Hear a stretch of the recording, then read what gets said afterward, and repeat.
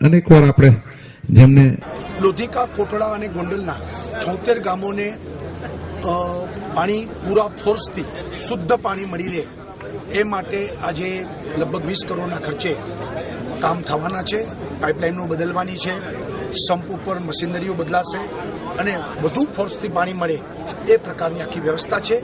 ઉનાળામાં આ પાણી લોકોને મળી જાય એ પ્રકારે યુદ્ધના ધોરણે કામ થશે.